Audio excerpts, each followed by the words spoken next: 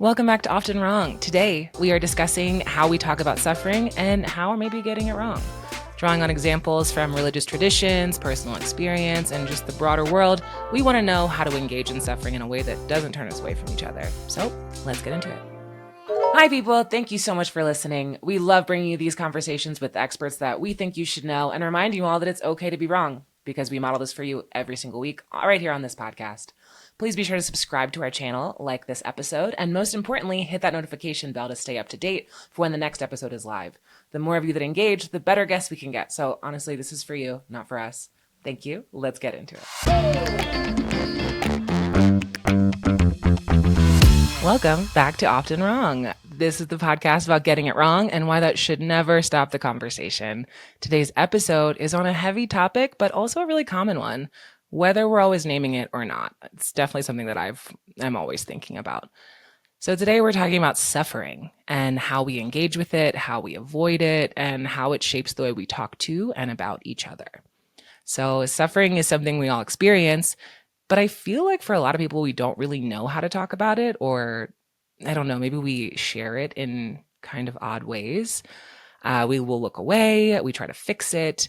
But what if suffering isn't something to get through or ignore, but something to sit with? I just feel like there's a lot of room in this conversation about what suffering is. What do you think, Claire?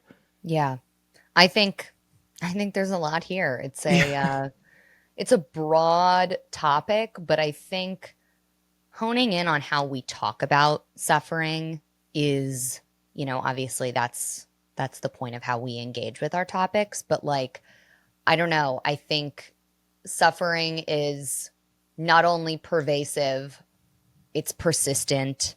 It comes up at every point, every different phase of our lives in one way or another.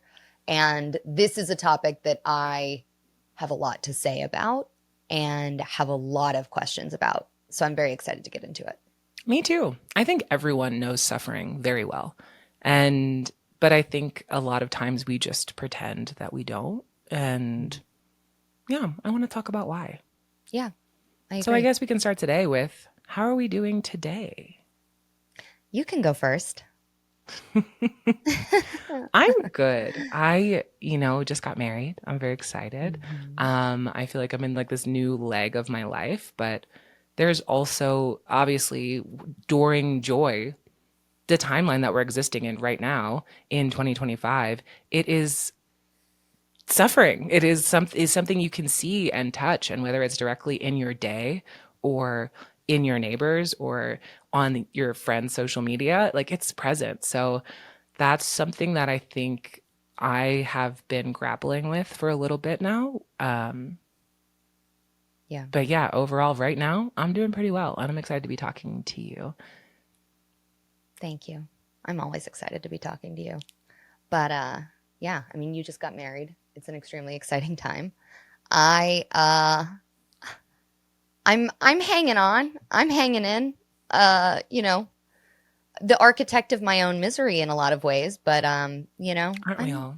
I'm doing just fine. So all things considered, it's all right. Ooh, we're gonna pick that answer apart as we go through this conversation. God, I just, I I have a little bit of a I would say tired outlook on the world today. Fair. And on life today. But as you said to me before our call, when you're going through it, you're really alive. So thanks, life, for reminding me what this shit feels like. Totally. Thank you. Thank you, life. I appreciate it. But I am excited to talk about suffering today. I think it'll be a good conversation. And it's just us. Too. It is just us. Yeah. Which is That's great. fun. We can really dive into it. And also, I feel like this is my new bit. Last time I had wine. This time I have a mezcal, which I think is very useful for suffering. So just my first note. I have a mostly empty water bottle. So I do feel like that's also resonant in its own way. Yes. Oh God. All right. Well, Well, Claire, you come prepared with a lot of different examples and a lot of different references. So why don't you kick us off? yeah, so I'm particularly energized, even though I don't seem like it, to talk about this today for two reasons. And I think this episode was really inspired um, by one piece of media and one recent experience that I had. But I really want to invoke religion for this discussion because I Mm, feel like we can learn a lot about suffering and the ways that we think about engaging with suffering, why we're doing it, why we're going through it, why we, should help others, why we turn a blind eye, all of that. I think suffering is a consistent theme in most religions I can think of, in one context or another, for better or for worse, however it's being leveraged. But I grew up, I'll just out myself now. I grew up Catholic. oof. And, I actually, one of the things that I'm going to talk about today is my childhood priest, who I adore. He's like the most wonderful human being. His name's Father Pat. But I was recently back home with my parents in Colorado, and I went to Mass with them. And I looked as the little altar girls, which I was an altar girl. I identified as an altar boy, just because I didn't think altar girls had a place in the church. Women are really kind of erased in the Catholic Church, and I felt comfortable in that way. Um, but they were wearing like this long black garb and then this like white thing over it, and they had like black things sticking out of their like Sleeves. and little like tennis shoes. And I look down at myself and I'm wearing a long black skirt, the one I wore to your wedding, my lightest gray hoodie, and with a black turtleneck sticking out underneath it. I'm dressed identically to the altar girls. And I look at my Wow. mom and I'm like, oh my God. And she was like, oh my God. We were dying. Oh my God, literally. So I had not been to Mass in, oh, 10 years, give or take. Um, so what a welcome back to me, uh, That's on so some crazy. level. I did not grow up Catholic. My wife did. My Yeah. wife. But I grew up Lutheran, which is very fast and loose of Mhm. religion. Yep. Doesn't believe in hell, doesn't have a lot of rules. I went to a church for a while where there was like a band and everyone wore jeans. I haven't been, or I'm not a religious person. I think I was Yeah. for a little bit in high school, but I'm just not. I think at this point, Same. I really like communities, and I really like having something to relate to other people on about how you see the world. So I think that's Mhm. cool in itself. I don't necessarily like the way that religion is used in current day, but I do think there's a lot to learn when you listen. Actually, where I went to college at Temple University, you have to take this course called intellectual heritage. It's required 2 parts Mm. before you graduate. And they make you go through all of the Abrahamic religions and read all of the texts and compare and contrast, which I Oh thought wow. was really helpful and just helping understand other people too, because even if you're not religious, I feel like it is the scaffolding of most Yeah. countries and how things are oriented. So, And society, how it's been structured, how we yeah. respond to things. Well, so I do have a question. If you grew up not believing in hell, how did you know not to do bad things? Well, just because that's not nice. Wow. I was I like, know. I'm gonna go out and murder. I'm gonna I'm gonna steal. I'm gonna covet my neighbor's wife. And my dad and mom were like, thank God, they were like, kid, you're gonna go to hell. And it's not that fun. And that, put me in my place. It really did. Yeah. Um, Yeah, I mine was just, more like, well, that's nice. Like you should be a nice person, which I fuck with that still. yeah. I would identify as a lot more spiritual, and Hmm. but I have always been like my favorite part of religion and any like spiritual ideology or history, because it is so intrinsically linked with history and how Oh, we yeah. tell the stories of ourselves. I love creation stories, and particularly like indigenous creation stories are my favorite.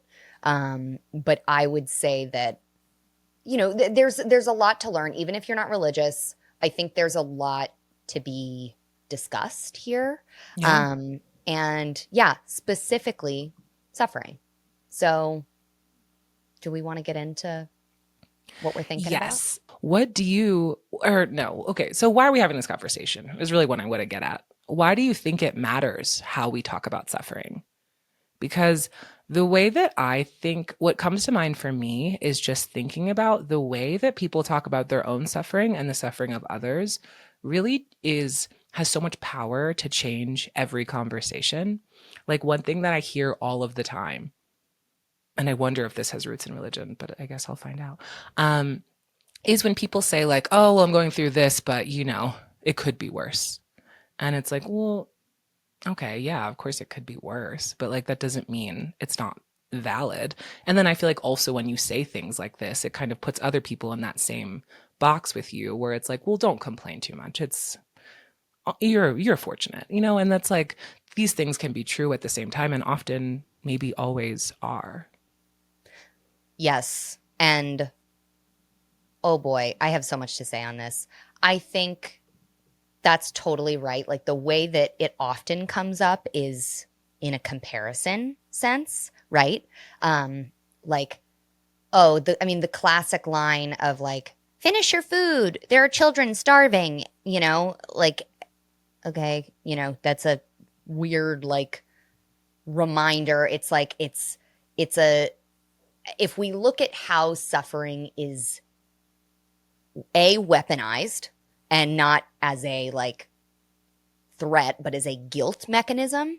If we look at that, if we look at how it's used to invalidate like other people's suffering, to Yeah. invalidate other people's suffering, which is so interesting. I will quote, I actually, a number of years ago, I did this little workshop thing with an author, and I think she has a PhD, Dr. Kristen Neff. And she had a phenomenal quote. She writes a lot about self compassion Mm. and compassion as an action and what it actually means. So she defines compassion, and I'll interject with my definition of compassion, which is intrinsically linked to suffering, and then I'll say her quote. But compassion to me is an embodied desire to alleviate suffering. Mm. And it's I use the term embodied, which I feel like keeps coming up in our season, um, because it is every part of you wants to alleviate that suffering, be Yeah. it for yourself, be it for others, whatever that looks like for the world, etc. So Dr. Neff said, this has freed me from so much guilt personally. She said, all suffering is not the same, but all suffering is worthy of compassion. Mm. And that quote will stick with me. I remember when she said it, I was like, oh, that's true. And when we don't treat compassion as a finite resource, like because it's not, what a world it opens up to allow all of us to be, in a healthier, more compassionate, more conscientious place, and Yeah. allow all types of suffering without being like, "Oh, you shouldn't complain. Like, Right. you've got it really good. So No, that I think that that's quote so always lovely. sticks with me. Yeah. Yeah. That's really nice. And I think it's also, yeah, there's such like a big thing. I think these things go hand in hand, and maybe we'll talk about this other topic later because it's something I think about constantly in the last like year or so about shame And I Mm, think shame and suffering are things that all people have, but we don't yeah. talk about them enough, and it makes it worse by not doing that, and it feels isolating and like, oh, it's not appropriate for me to share this or feel this way or do anything, Hmm. and I just need to like get over it. But that's actually not true. We are all sharing in this, and maybe it lessens itself when we can communicate about it. Because I was going to say my next question was going to be, why do you think we're so bad at talking about suffering? But I think we've both answered that. Because really, I think also another piece of this is as a child growing up, experiencing various things, even as like a young adult too, when I'm suffering, there'll be times where it's like, oh, well, it's better than blank. But there have been times where I've been like, no, actually, this is the worst. Like, this is bad enough that I would say most people are not experiencing this. I might have been wrong, but that is how it Yeah. felt. And when you're in that position where you can't actually say it could be worse, it feels so much worse because Yeah. now you're like ranking suffering levels. And if you are at the lowest one, that's so much worse than, Yeah. it just like makes both sides messed up and not appropriately responded to. Yeah. So are you saying there like it is, and I might be missing the point, but are you saying that we like it's inevitable that we will rank suffering or that No, it's relevant to rank it? I'm saying that it's irrelevant and also that it makes suffering worse. Because, like, okay, for Yeah. example, as a child, I was like, oh, all of these things that are happening in my life are just like an after school special, which is, set up as terrible news and a terrible story for someone to Yeah. have. And as far as I know, my friends don't have that, which Yeah. means I am in the lowest of the low suffering class in my immediate circle. And that is a terrible feeling. Whereas if Yeah. we weren't like, oh, well, at least it's better than blank, you don't want to be the person that someone's comparing you to, Yeah. Yeah. Yeah. Yeah. Yeah. So it's just like, so Absolutely. either you're being minimized or you're the worst. And both of those are bad and not conducive to healing or working through or sitting with suffering.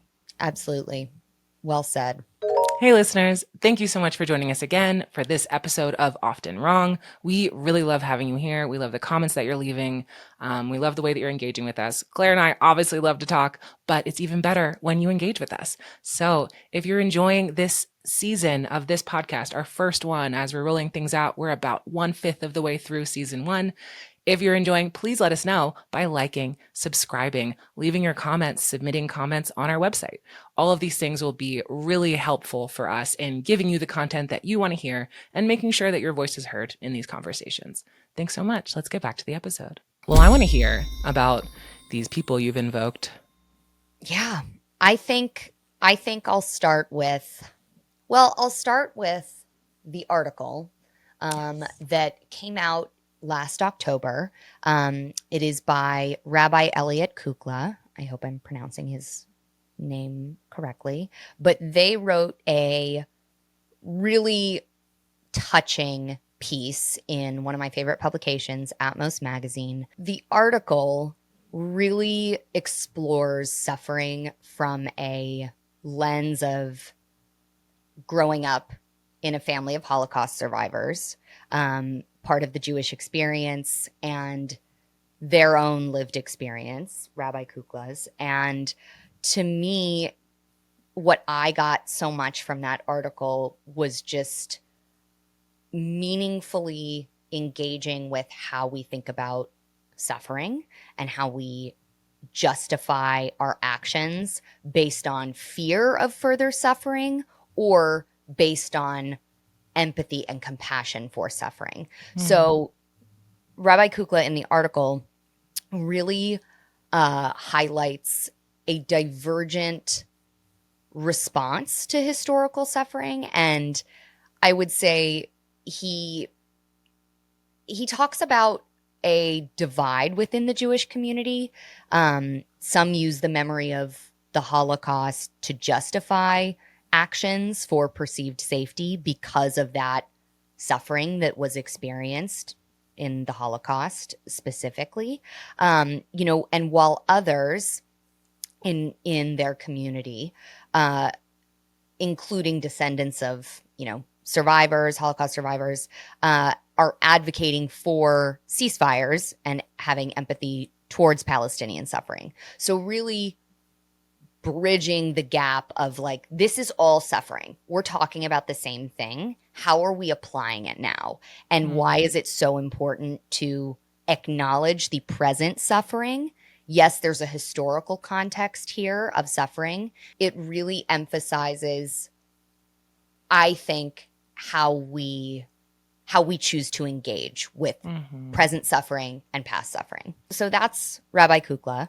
And thank you to them for writing such a conscientious and really thoughtful article. And I felt like a really important take.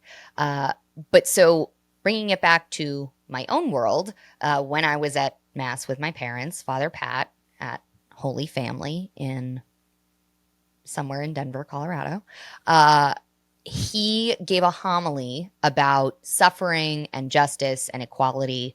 And I, it was really beautiful. He made a lot of really sound points about, suffering as a shared human experience and it being, it's really an intrinsic part of the human condition.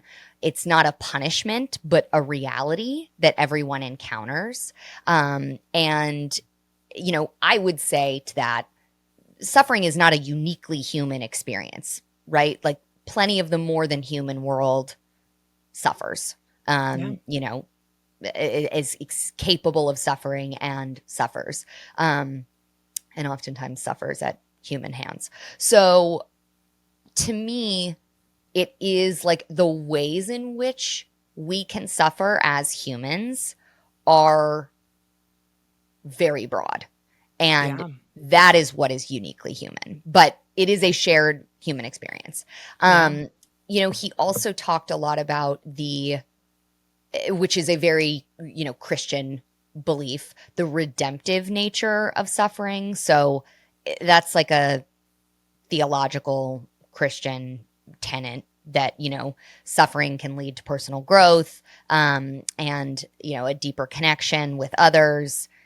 There's the whole Passion of the Christ bit and like why suffering existed, and happens. And so there's that element, of course. And then I think for me, what really drove it home was that he highlighted the role of community in providing support during times of suffering and, the importance of not turning a blind eye, saying, essentially, we've been trained out of seeing, we see suffering and we are just able to look away from it. And there are so many reasons why, and I think we should get into that. But to me, this is a really important communal topic. And we should have plans on how to alleviate suffering. We should have plans on how to, like a compassion playbook, right? Like, everywhere in the world, every corner of the world has suffering in one way or another. And that's not going to go away. But the role we play in witnessing each other's suffering, understanding how we need to connect and alleviate the things that we can, the suffering that we can, I think is incredibly important. So thank you to Father Pat for that moving homily. And it got me thinking a lot about how other religions also engage with and think about suffering. And you know So, what this makes me think of? hmm, It's very related, but also not. yeah. Maybe you find your church at the Bravo channel, like many of us do. But Mm-hmm. this current season of Real Housewives of New York really touched on suffering a lot in a very interesting way of maybe what not to do. Okay. And I would love to tell you about that because we I could would learn love a to hear lot about it. I would about love to from hear about Roni. it. Yeah. Let's hear it. Okay, so this season on Roni, one of the fan favorites from last season of the reboot, Brynn Whitfield, she really took a turn. She started like starting a lot of problems with people. Every scene, she's hearing a story about someone, then she'll retell it to the rest of the group and embellish and like make up things about people. So one at a time, she was like picking off people, very mean girl, middle school energy. Like I intimate with it as a seventh grader. So she was doing that all season, but she also, her last season was about like her parents, her upbringing. She's always making these like very like promiscuous, like sexual jokes, which is fine, but it also became like too much this season. Everyone's like, what's going on with her? I can't watch this. So then at the end of the season, she makes up a lie about one of the other housewives that is like very, maybe career ending, damaging, awful thing. And it really caused like an explosion at the end. But then she's just like sobbing, and it's kind of like her go to when people get mad at her. And she's like, well, I've been through so much. And like, I'm dealing with my trauma and I'm in therapy and I'm doing this and this. And like, none of you comforted me and none of you care what I've been through. But she's like taking it out on people all of the time. So that was something that I've been thinking about a lot recently, about how suffering is similar to every other experience in your life. It is not like, maybe for me, I think sometimes suffering is placed as this like, oh, well, this is part of your journey to be a human. But to me, all of your emotions are part of your journey into developing. So I just think it's interesting to watch people who, when you become an adult, I'm now of the opinion that it is your responsibility to integrate this into how you are as a person. You can't be reacting to suffering in this way at other people all of the time. And it's not really about your suffering, or it stops becoming solely about your suffering when you have now inflicted that on other people in different ways. So I thought that was a really interesting season. And I think something I wanted to interject here because, yeah, as I think about it, it's like that's another way that we are doing this, where it's like you hold suffering as this like separate thing that's so unique, but it's not unique. And it's also not necessary. Okay, if I may pick one thing that you said and cling on to it, Yeah. and I am not a Roni. How do you pronounce it? Roni. Roni? Yeah. Roni. I don't watch Bravo. Mm. What's the other one? E? Yeah, yeah, yeah. Yeah. I don't watch either. But I want to ask, so do you think of suffering as an emotion? I think of it as an experience, which I think Yeah. all emotions are an experience. It's not like a place that you live. It's a thing that moves through you. Yeah.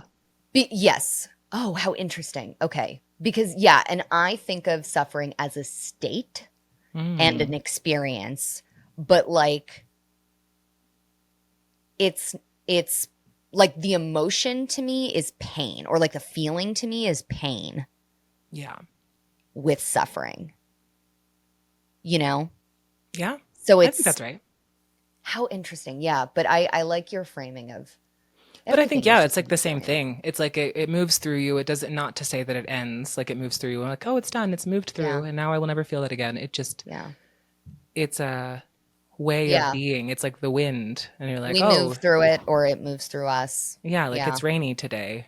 Or it doesn't move through us, it gets stuck. Right. Yeah. Which can happen and sounds like it might have been happening to, what was her name? Whitney? Bryn Whitfield. Bryn Whitfield. Okay. Bryn Whitfield, come on Heart our goes show. out to you. Our hearts go out to everyone.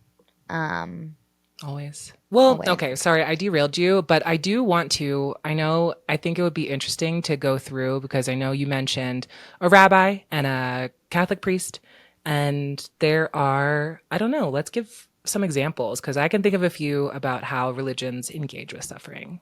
Yeah. So, Judaism, I think, is like the tikkun olam, repairing the world, and suffering is a call to action. Mm-hmm. So, Rabbi Kukla spoke about that a little bit. And Christianity, it's like redemptive suffering, like what I said about the Passion of the Christ, like letting suffering bring you back, and having that be a fundamental experience. And like, again, the Passion of the Christ is so that he suffered, he went through unimaginable suffering so that our sins would be forgiven, but we still have to suffer, etc.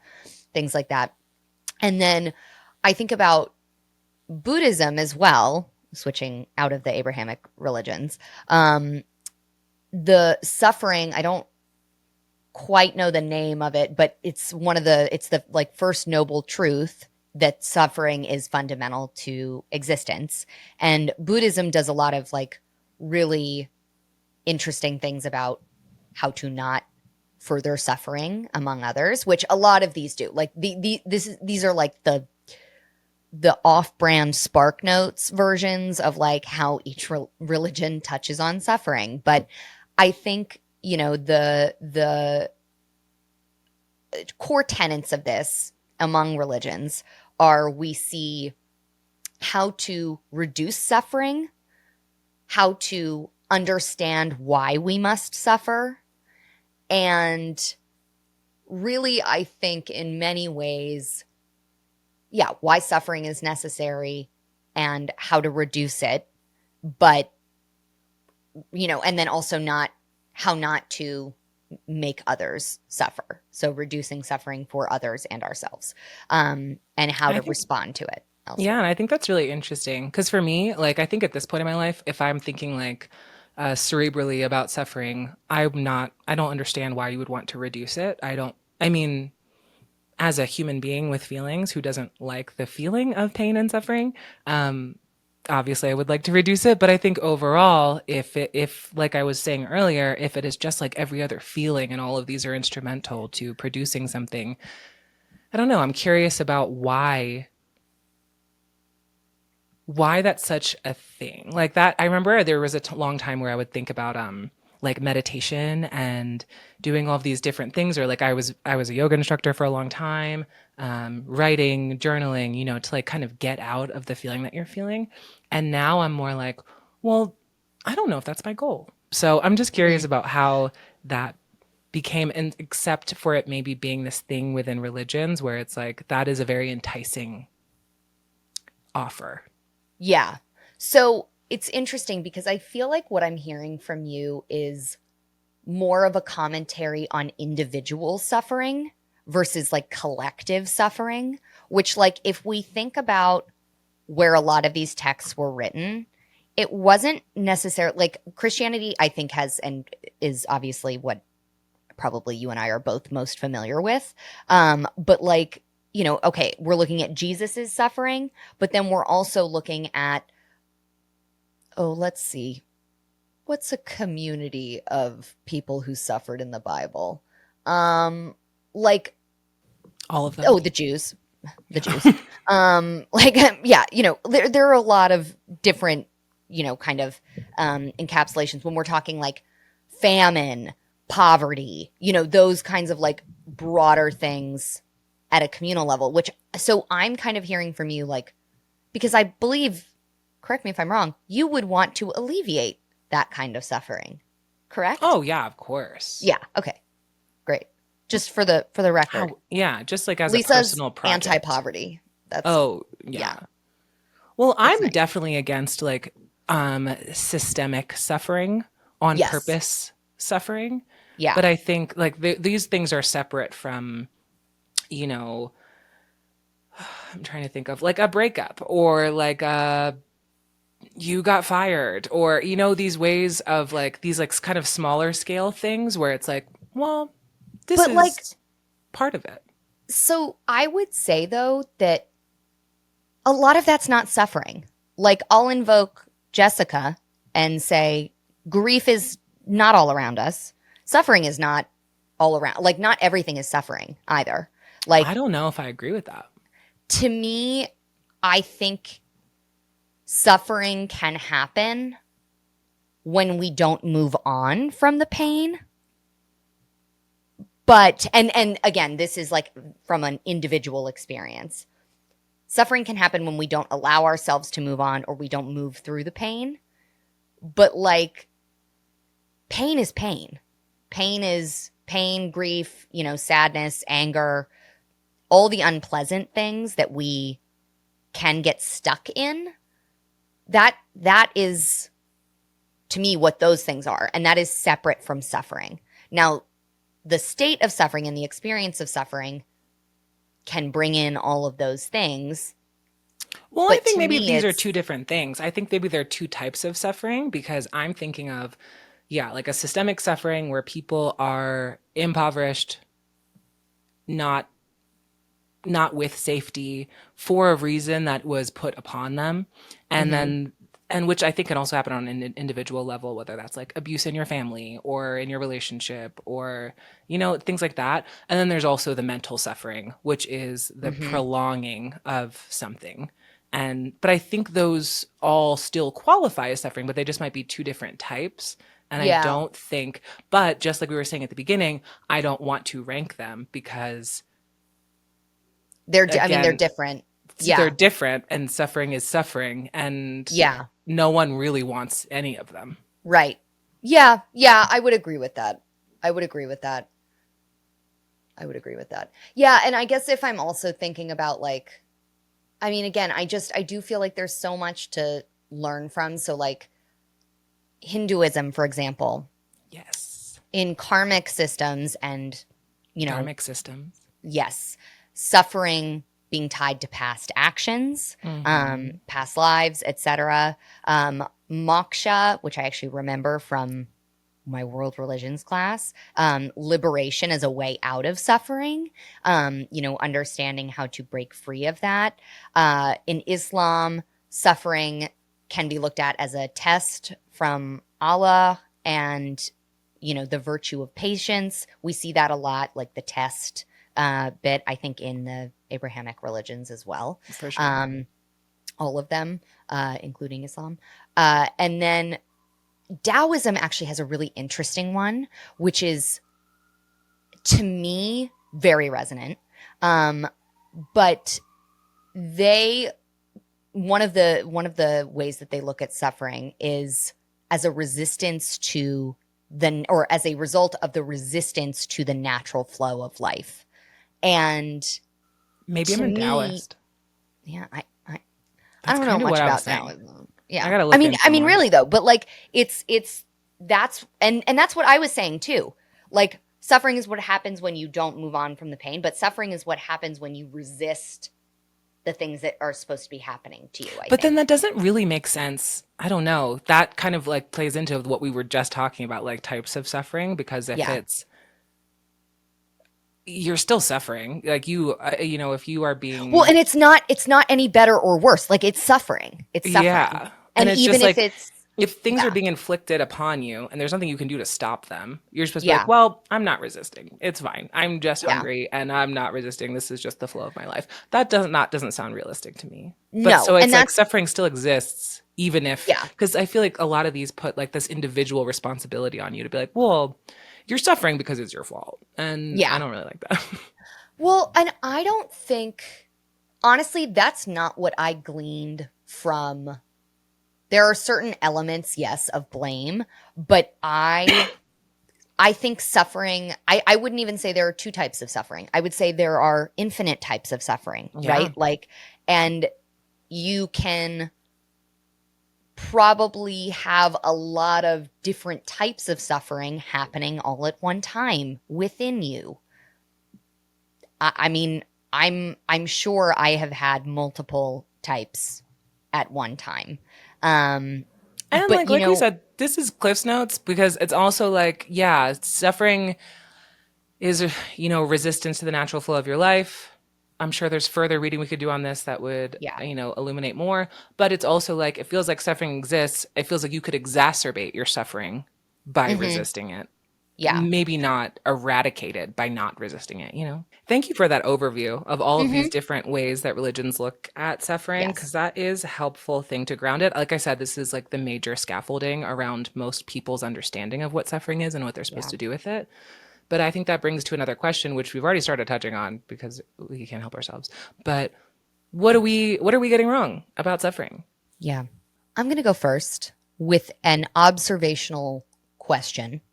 Um, but we see suffering constantly through news, social media, in our own spaces. But does constant exposure and bringing back in compassion make us more compassionate or just more exhausted? And I'll say, like, because that I think is a huge part of how we engage with suffering, right? Is there such thing as compassion fatigue? I know what Dr. Kristen Neff has said, but I'm curious what we would say. I What are am your thoughts? torn on the answer to this. I think about it all the time. I have been involved in various types of organizing throughout my adulthood, and a lot of it used to involve what I posted on social media. And I stopped doing that in the last year or so because I do not have the answer to this yet, and I don't really like to move without knowing that answer. Yeah. So I'm thinking about like with Black Lives Matter. This started for me in 2016. I would be reposting things or like, but not videos, but I would see videos all of the time of like police brutality, and it ruined my life. Like I would Yeah, fall asleep crying. I would wake up crying. It was destroying me. And I don't think it was helpful. I don't need to see that to understand. And I also am starting to feel like, because since then, whether it's Black Lives Matter or really any type of movement in the defense of human rights over the last almost 10 years or more, on social media has been about like, look at this. How can you watch this and not be moved? And it's kind of like most people are moved. They didn't need to see that video. And the hmm, people, and I think a lot of times the video isn't going to get someone there if they weren't already there. totally. So I think things like that are scary because on one hand, it's like normalizing this type of pain, which I think is true about like even not like scripted media. But I just think it's really interesting because on one hand, normalizing suffering can be useful if we all understand that it exists and we are all touched by it. But then I think also there's a way of making it normalized in a way where it's like, well, sometimes that happens. And, you know, it's a natural thing that happens in every part of the world. And that is not helpful. So I'm Yeah. really torn on the utility of seeing suffering constantly. I do think it's good to get, you know, I feel like in social impact for a long time, awareness was the buzzword and everyone wanted everyone to be aware. And then I Yeah. think over time, people started to realize awareness isn't really that helpful, Yeah. honestly, sometimes. Yeah. And so I think it's an answer that I haven't heard a good it's not something I've heard a good answer to as of yet. I think all of that is, yeah. Yeah. I think it's all good points all around. You know, I don't have an answer, but what it does make me think of is Quaker ideology. Oh, I love the Um, Quakers. yeah, me too. I have always found just so much wisdom and rooted in genuine goodness, as opposed to exploitation. Um, cough, cough, Catholic Church. But Quakers have a really strong tenet of bearing witness and bearing Mm-hmm. witness to suffering. Yeah. And, you know, Did you bearing know witness. Quakers were the first slavery abolitionists recorded Yes, I in the did. United States? I did know that. And I mean, you're from Pennsylvania, so Yeah, you would. Germantown Quakers. Hmm. Um, but, you know, suffering by sharing in others' suffering, speaking out against violence, working for peace. So to me, how we translate that to our modern world, to me, is different than how we would think about it in a non 24-hour news cycle, in a non, Totally. you know, because it's not bearing witness to suffering. Scrolling on social media, doom scrolling, sitting there, watching horrific videos. I would argue that that's not bearing witness. I would argue that there, you know the threshold, you feel it, like watching videos of the wildfires in LA. Like there was part of that that I could tell when I had crossed over from, okay, I was bearing witness and I, you know, felt it. I felt I could lend that compassion and give it and reach out and, you know, do what I could.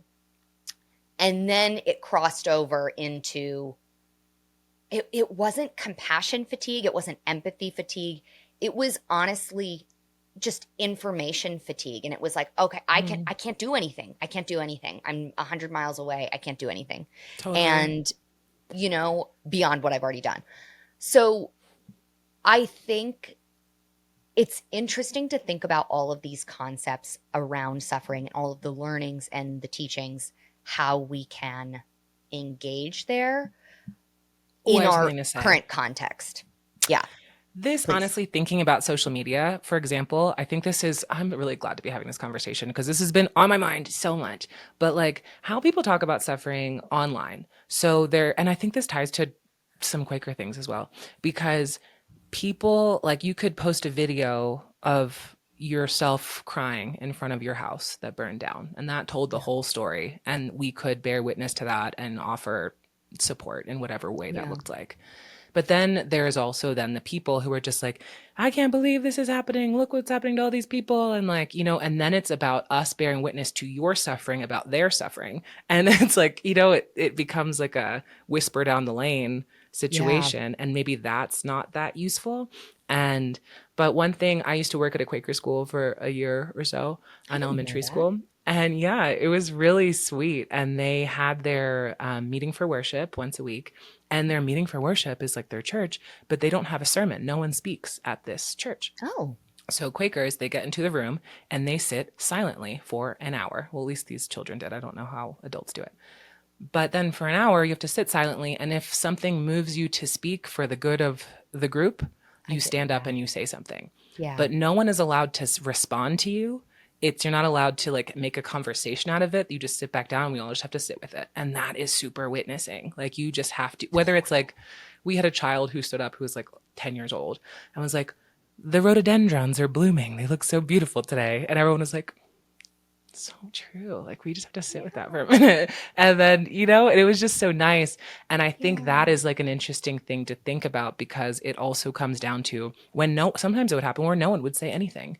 And it's Yeah. really just about, I feel like that's like pure community where you are just agreeing Mm, to sit with each other through it. Maybe you don't yes. have to find the right words. You don't have to post it the right way. You don't have to give some type of moral posturing in front of people to show who you are. You can just witness. And then another thing that they say a lot, which I loved, is if something, unfortunate happened to anyone, they would say, I'm holding you in the light, which is Oh, so lovely. I mean, I just have to say, like, I'm a fan.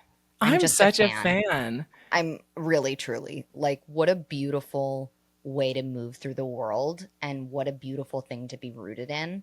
Um, I think I've always been really drawn to uh, Quaker ideology, and Hmm. I think for a good reason. I mean, I've always considered myself a pacifist, um, but I don't know. I think there's so much here, and there's so much. I'm so glad we took this turn on our conversation, because I think Me too.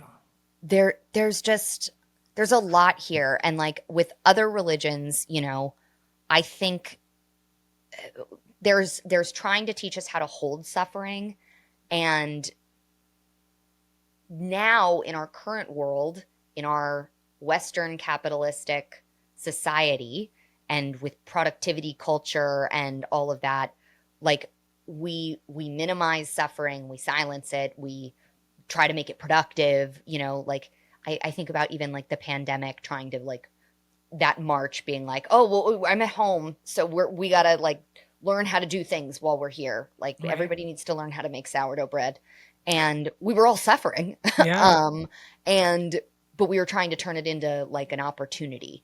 Honestly, I think not to rank the religions, but Quakerism is not necessarily a religion because the difference is, and I think maybe this is the answer that I'm looking for, is that with a lot of religions, there are ways that they describe and teach suffering. And I think one thing that maybe we're getting wrong is we are all approaching them from different buildings and Mm, misunderstanding each other, or like maybe even, for lack of a better word, policing how other people are suffering or how they talk about it. When really it's not necessary, and it's not actually empathy either. even if like you're coming at it from a religious standpoint, you might think that that is inherently empathetic, but maybe it isn't if people are coming from a different perspective. But I think mostly it when I think about Quakers, it is just like this idea that the only right answer is to be. And if you need additional, like, you need someone to hold you in the light. You don't have to have the right words for it. You don't have to describe your pain to me for me to be empathetic to you. You do not need to rank it for us to decide how to triage your suffering. You can just be. And we can all be here with each other, acknowledging that suffering is ongoing and will happen for a million different reasons. And it's not something for me to necessarily fix for you, but for, for me to say to you, Claire, like, I'm here with you, and whatever that is going to mean, but I'm not going to take it away from you. Why would I take away this moment from you? Like, that seems Mhm. not correct. Yeah. Oh, Lisa, that was so good. That was like really good. And I have to focus on this from a business perspective. Otherwise I'm going to start to cry. And I do not feel like being vulnerable on the internet. Oh, Um, but that is beautiful. And I agree. I think that is the answer. And I think that's the answer to most things, is to just be yeah, and let each other and be, let each other be. Exactly. I think that's so beautiful. I mean, I which, can't yeah, think of doesn't a mean better way ignoring to. it. Right. Right. It doesn't mean ignoring it. Um, it certainly doesn't. That's not what presence is at all. Right. Presence is not ignorance. Presence is embodiment. It's being. It's a state of being. It's the wholest, you know, And ability of acknowledgement. being. Because it's like, Acknowledgement. Yep. what we're talking about. I think you were saying something before about like kind of like capitalist structures. And it's like this thing you need to fight through or monetize or objectify in a way that Yeah. is productive for you. And maybe it's not something to get over. This is an experience of your life, and Yes. people should see you. You can be acknowledged for this. But this isn't like, it's not a thing that we need to overcome and close the door on, because it is Totally. maybe one of the most important experiences that you will have as a human being. Yeah.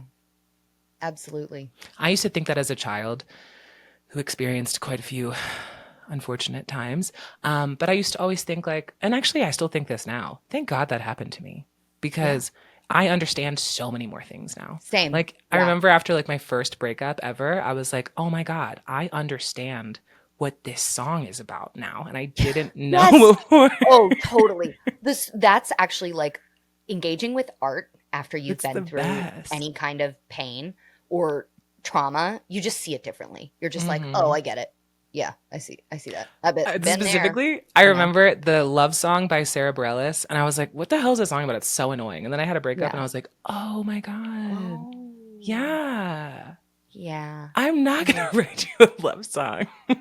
Yeah, I get it. It was so Yeah. crazy. Oh, absolutely.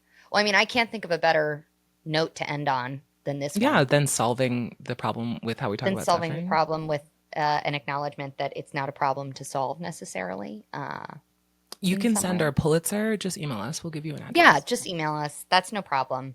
We'll get you in the queue and we'll process it. Yeah, We'll both yeah, probably be able to be there for the award yeah. No big ceremony. deal.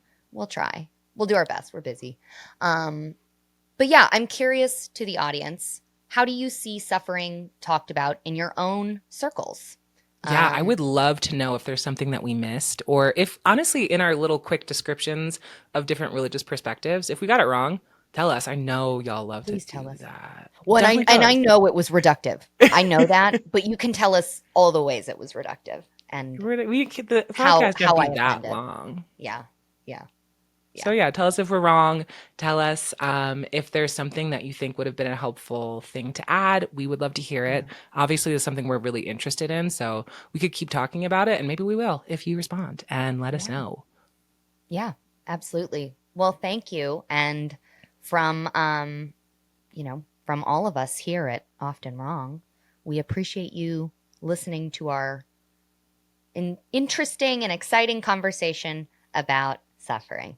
Yeah. Thank you. Our next episode, I'm so excited for our next episode too. Yeah, me too. The next episode is about, it's called The Revolution Will Not Be What You Think It Is. I think that is something it is very much so time to talk about. Yes. And I can't wait to talk to you about it, hear what everyone else has to say about it, Yeah. and really dive in.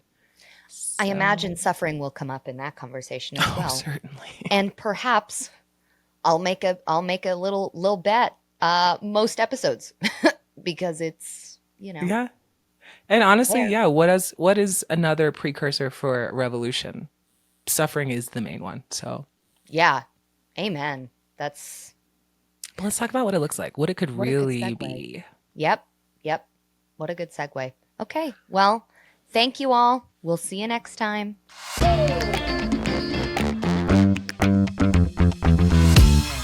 Often Wrong is produced by Lisa Nwankwo, Claire Cornetta, and Joe Abdella.